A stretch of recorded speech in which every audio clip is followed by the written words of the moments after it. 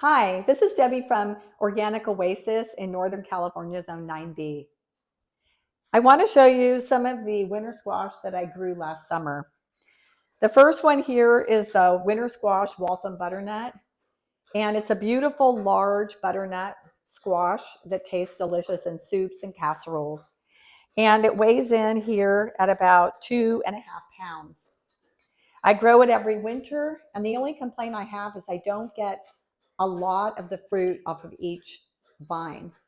I usually only end up with maybe three, and it takes a long time to harvest. This is 85 days, but for 85 days, you just don't get a lot of these. So if you want to have them all winter long, you need to grow several plants. The next one I have here is my Burpee's Butterbush. Now, as you can see, this is a smaller version of the Waltham. It is exactly, you can see the color's the same, the shape is a little different, but this one, it's a little smaller and it does grow a little quicker. This one is supposed to give you 2 to 4 pound fruits. You can harvest them in 75 days, and the vines only get 3 feet long. Now, I really like this Butterbush, and I'm probably going to keep planting them because I got more than the 4 fruit off of this. It says 4 to 5 fruit. I probably got 7, and it just kept producing. Let's see the weight of this one. This one's only 1 pound 6 ounces. But it's a wonderful, so it's half of that, but you get a lot more, and you can harvest it a little quicker, a little faster, and you just get more fruit off of it. So and it's just Tim and I here at Organic Oasis. So I don't need lots of giant Walthams.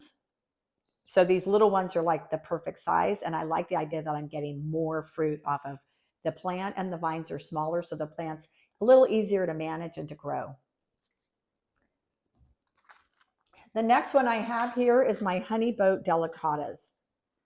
Now these delicatas, as you know, they're used in a lot of fancy restaurants to make wonderful recipes. They're just delicious. This one here is squash honey boat delicata from Baker Creek. And I don't have a lot of information on this.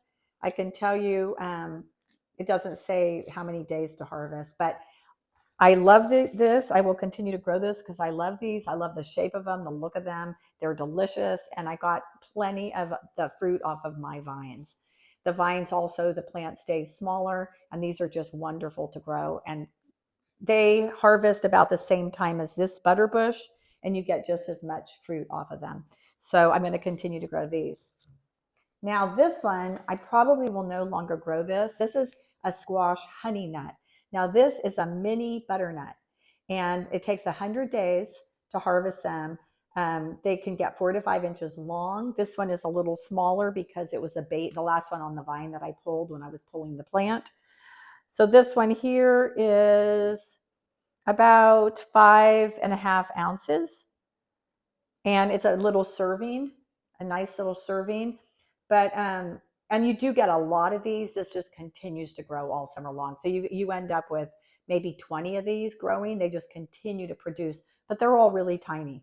They're fun to grow though. So if you had children and you wanted to get kids into eating these, they would probably love them. They're delicious and sweet, but you can make them their own little mini butternut. And I think that's a cute idea.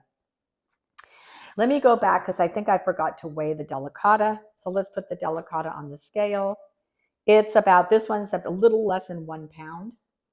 So these are awesome. These are wonderful. You get a little bit more fruit from this one. But I just love these. I love the look of them and the taste and everything. Basically, all of these butternuts all basically have the same flavor.